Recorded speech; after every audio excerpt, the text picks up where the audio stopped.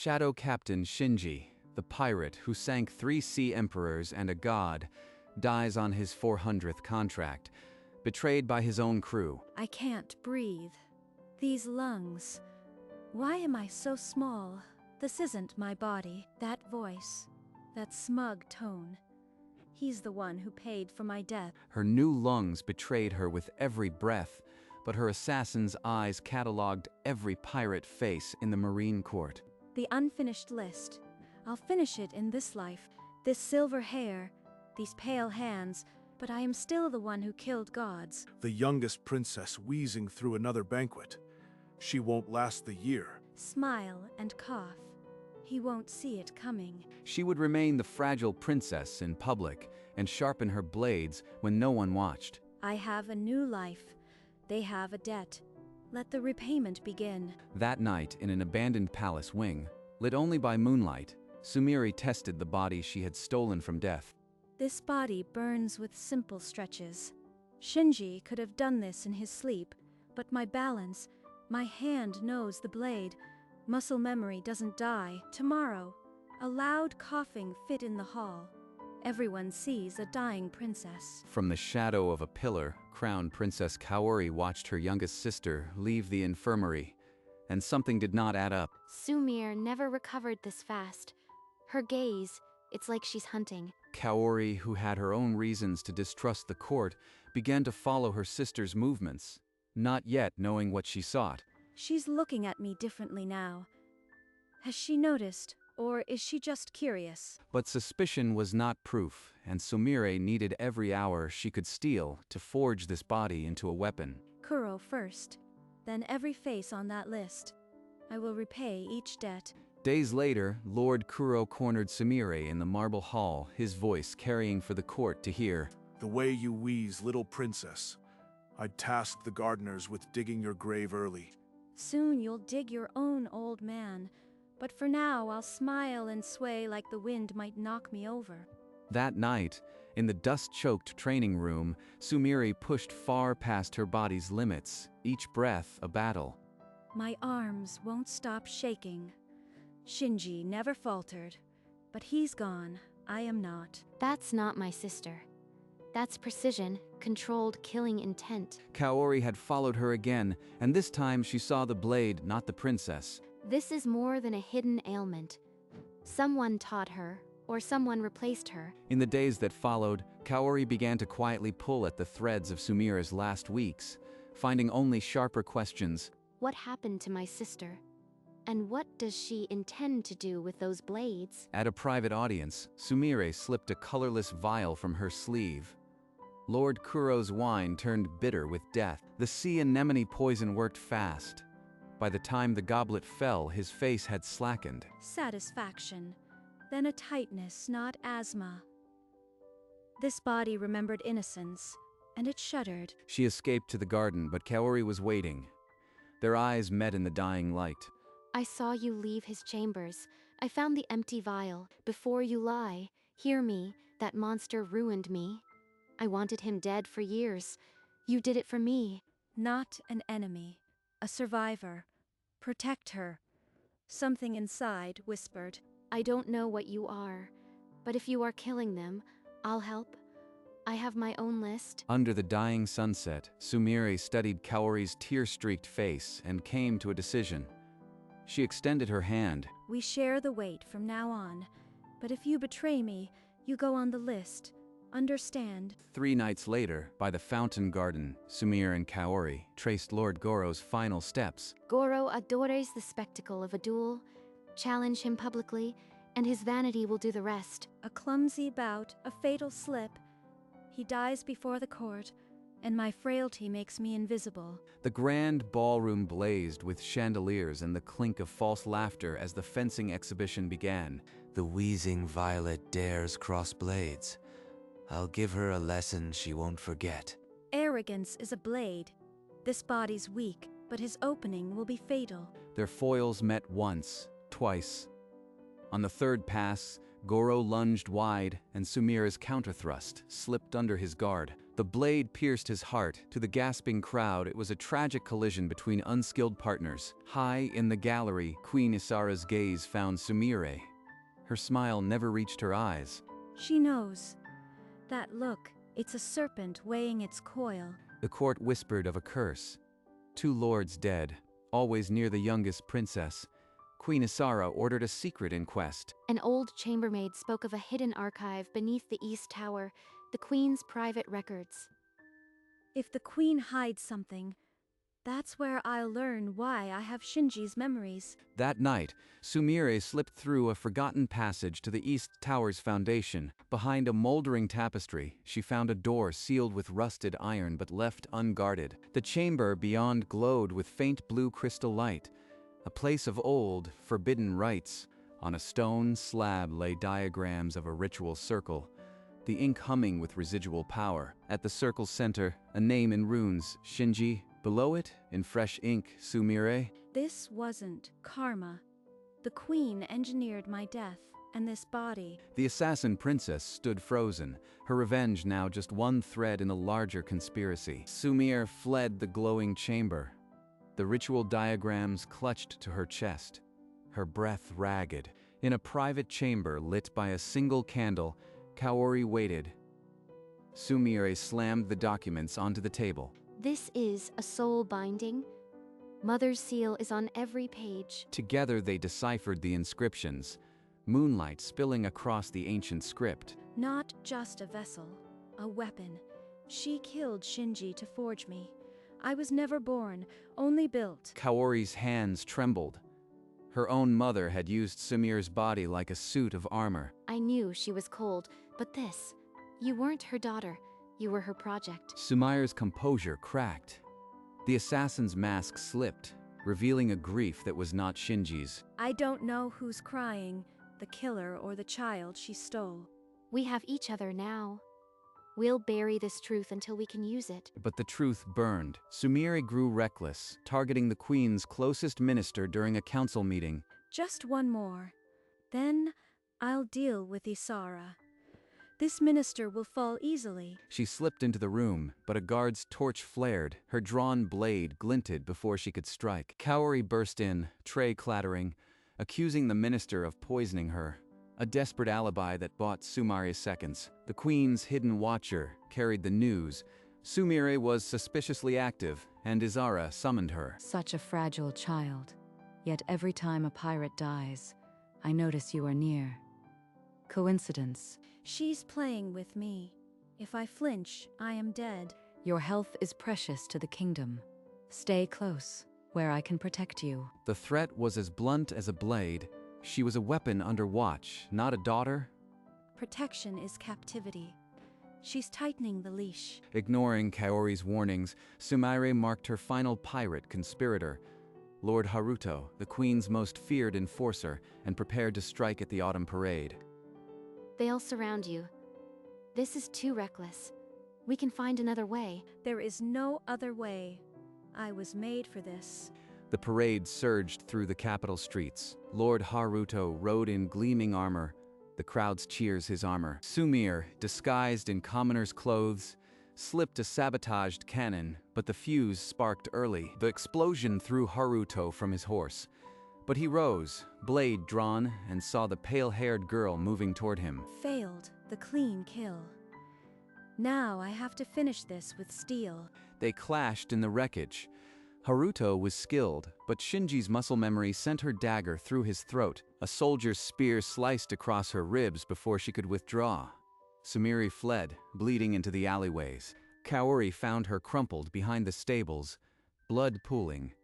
She dragged her inside before the patrols could follow. For 2 days, Kaori stitched and fed her sister in a storeroom thick with dust, while patrols tore the palace apart. In the throne room, Queen Isara's voice rang cold. The youngest princess has been possessed by a pirate's ghost. I will save her. Possession. She's turning my own hands against me, twisting them into her weapon. They've branded you a fugitive. The guards have orders to capture you alive, for purification. Purification means death, wrapped in ceremony. I won't let her write my ending. You can't fight her like this. Your wound is still seeping. But Sumire was already strapping her daggers over the bandages, the pain sharpening her focus. Kaori peeked through the barred window, torchlight clustered at the far corridor. Time had run out. Keep them busy. I'll go through the hidden passage. One way or another, this ends tonight. Bleeding beneath her gown, the assassin princess slipped into the dark, her daggers whispering a promise. The queen's private study fell silent. As Sumire stepped from the shadowed alcove, her bandages dark with fresh blood. You've been busy, my weapon. Did you think I wouldn't notice when my blade sharpens itself? I know about the ritual, the binding. You killed Shinji and put him in this body. Why? To create perfection. A pirate who sank gods, in a vessel I could control. The throne needs a king, but I need a weapon. The queen's admission fell like a blade. She offered Sumire the crown if she served. Swear loyalty, and you will rule after me. But if you kill me, the bond will tear your soul apart. She's not lying. I can feel the thread between us. If it snaps, I go with it. Sumire forced her face into a mask of hesitation, buying seconds she didn't have. You have until dawn. Decide, serve, or be destroyed as a failed experiment. I'll give her an answer, but it won't be the one she expects. Sumire slipped back into the hidden storeroom, where Kaori waited with fresh bandages and a drawn face. The queen offered me the throne if I become her obedient blade. If I refuse, the soul bond kills me. Then we flee. Tonight. I won't let you die for her. Fleeing means living as a hunted weapon. I'd rather die as myself here, but there might be a way to sever it. In the ritual chamber, I saw notes of a counterspell. They slipped back to the blue-lit chamber, fingers tracing dust-laden scrolls, until Kaori pulled out a cracked parchment. A severance ritual. But it needs 3 impossible things. A Sea Emperor's tear, a frozen heart, and the killer's own shadow. I've killed Sea Emperors. Their tears exist. The frozen heart. And my shadow, we gather them before dawn. If the queen wants her weapon, she'll have to face me without it. With a plan that smelled of desperation, the two sisters began to move. The night already thinning, Sumire tore through the queen's elite guard, her daggers finding throats as she seized the Sea Emperor's tear from its pedestal. The vault ran red. She clutched the glowing pearl. Half the ritual was already in her hands. At the temple, Kaori's hand closed on the frozen heart. Then armored fists grabbed her from behind. The queen had sprung her trap, dragged back to the palace. Kaori was paraded before the court as an accomplice. The queen's voice rang cold. Now the world sees what I always knew. My daughter corrupted by a pirate ghost. She will be purified, and you will watch. Sumire returned to find the palace locked down, Kaori in chains, and the queen's full fury descending. She charged. She carved a path through steel and flesh, her bandages staining red, but the sheer numbers drove her back. I can't reach her. Not yet. The ritual. I have to try it, even incomplete. In the blue-lit chamber, Sumire spilled the tear and heart onto the circle, then drove her blade through her own shadow. The bond screamed. It worked sideways. The bond frayed, but held. Sumire rose, the queen's grip loosened, and she ran for her sister. Sumire burst into the cell where Kaori hung in chains, her daggers singing as they sliced through iron like paper. Hold on to me. We're getting out of here. You came. I thought the queen would break you first. They fought back to back through the gauntlet of guards, Sumire's blades a blur, Kaori wielding a stolen sword. At the servant's gate, Sumire pulled Kaori into a dark alcove and pressed her hand against the wound on her side. You are going through that gate. I am turning back. No, you'll die. We find another way. There is no other way. The queen will hunt us forever. I end it now, or she ends us both. If I don't meet you at the cove by dawn, you know what to do. Promise me, Kaori. Kaori's answer was a choked sob and a nod. Sumire turned, her silhouette swallowed by the torchlit corridor leading to the throne. The throne room doors slammed shut behind Sumire. Queen Isara rose from her seat, dark purple energy crackling at her fingertips. You think a frayed thread can defy its weaver. I am the one who gave you breath, and I will take it back. Sorcery. She was never just a queen. She's been feeding on the bond. Tendrils of shadow lashed out, but Sumari's assassin speed carried her between them, her body straining against the bond's fading tether. You made me a weapon, Isara. Let me show you how well you forged it. They clashed in a storm of steel and sorcery.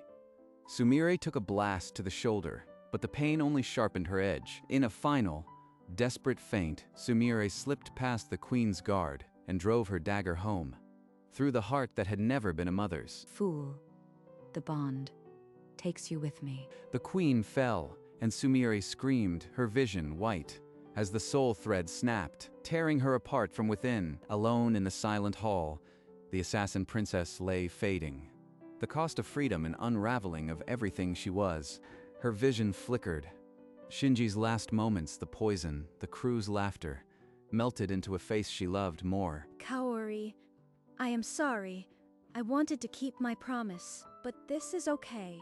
I die as me, not as a weapon, not as anyone's tool. Then the thread snapped, not in destruction, but in a searing clarity.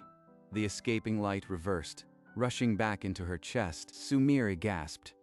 Her lungs filled without asthma, and a wholeness she had never known settled into her bones. This body is mine. Not Shinji's, not the queen's. Mine, from the silver hair to the killer's pulse. She rose on legs that no longer ached, the frayed bond a dead thing at her feet, the queen's curse shattered by a will stronger than sorcery. The thread that bound my soul to hers, gone. I am free. Kaori is waiting at the cove. I promised. I will keep that promise. With the first true breath of her new life, the assassin princess walked out of the silence, leaving throne and corpse behind. Into a dawn that was finally her own, the palace erupted into disarray as the queen's body was found. Sumire walked through the panicked crowd, her eyes clear. She stepped onto the great balcony, the rising sun at her back, and the court below fell silent. The queen is dead. I drove my blade through her heart. She murdered a pirate named Shinji and bound his soul into this body. I am that killer given flesh. The pirate conspiracies, the deaths, all my doing. But I am no longer her weapon. I renounce any claim to the throne of this kingdom, crowned. Princess Kaori is the rightful heir. She will rule with honor. She let the crown fall from her fingers. It clattered on the stones, without another word. Sumire turned and left the balcony, the court frozen in silence. The reign of the assassin princess had ended. Revenge complete, she walked away from the throne a free woman. At the city's eastern gate, the first gray light caught Sumire's hair. A cloaked figure rose from the low wall, hood falling back to reveal Kaori's tear-streaked face. I promised I'd meet you at the cove. I won't break another promise. You should be preparing for a coronation, not joining a fugitive. I renounced it. I sent my own proclamation to the council. Our mother's throne is poison. Sumire stared, the weight of Kaori's sacrifice settling into her chest. You gave up everything to free us. Let me give up something too. She chose me over a kingdom. I am not alone. Together, then. When did two princesses ever become pirates? Kaori's smile, broken but bright, was answer enough. They passed through the ancient stone arch into the thinning dark. Behind them, the palace spires caught the first light. Ahead, the sea promised a future they would write themselves. Weeks later, a hidden cove welcomed them, bioluminescent plants, a rickety dock, and the smell of salt. The story of the princess who killed a queen had already reached the underworld. They were expected. I need a crew, not mercenaries. Outcasts who want a captain that won't sell them. We've both been betrayed. We'll die for our own, but never trade them. Up from the corners came scarred sailors, former prisoners, and those tired of corrupt masters. This is respect, not fear. I was a weapon. Now I am a promise. In less than a week, they stood aboard a sleek black ship, with crimson sails, christened Revenge. Not my old ship, not the Queen's palace. This one is ours. And we'll sail it wherever we choose. No more cages. As the crimson sails caught the wind, the assassin princess raised her daggers to the sea, not as a weapon, but as a captain. The first full moon of their voyage painted the sea silver. Sumire stood alone at the bow, the wind weaving her platinum hair. Shinji died on a night like this, cursing his killers. I died cursing my mother, and woke as myself. A soft footfall behind her. Kaori appeared, wrapping a blanket over both their shoulders. You named her Revenge. Is that still what you are chasing? Revenge is the ship, not the captain. I am chasing open water, and maybe a horizon I choose myself. Then I'll follow that horizon. You are not a weapon, Sumire. You are home. Sumire had no words. She pulled Kaori closer, and for the first time in 2 lives, simply let the sea hold her. Far across the water, in a distant port, a wanted poster fluttered under a lantern. Yellow tag, Assassin Princess. But the woman on that poster was no longer a princess or an assassin. She was a captain, and her legend was only beginning. The sea stretched dark and infinite, but the Revenge sailed on, carrying the 2 sisters toward a dawn they'd write themselves. The crew slept below, their snores a low rhythm. On deck, 2 sisters sat cross-legged under a canopy of stars, a bottle between them. When we were children, I never imagined I could be happy. Not truly. But here, on this ship, with you, I am. I never imagined I could be free. In 2 lives, I only ever wanted this, and didn't know it. Then let's make a rule. No more being anyone's weapon. Not ours, not anyone's. Agreed. No more cages. Only the sea, and this ship, and you. They lifted their tin mugs, no fine goblets, but better, and touched them together with a quiet clink. No toast was needed. The silence said everything. The camera drew back, past the crimson sails and the whispering name on the bow. A lone ship on a gentle sea, carrying 2 women who were no longer princesses, no longer weapons, only each other's freedom. Dawn gilded the sea, and the Revenge drifted on a breeze barely strong enough to stir the crimson sails. In 100 ports, the tale of the assassin princess already grew. A whispered name that made empires flinch, but the woman at the bow heard none of it. The sea was louder. I have been 2 people. Both died. This one is mine. The wind lifted her silver hair. Her hand on the dagger hilt was no longer reflex, but choice. Freedom is a quiet thing. I never knew that. The crown was dust, the queen ash. Her list finished. Nothing held her now but the horizon. She turned. Kaori stood at the stair, her smile breaking like the morning. And Sumire, once Shinji, once a princess, now only herself, smiled back. Her life was, at last, her own.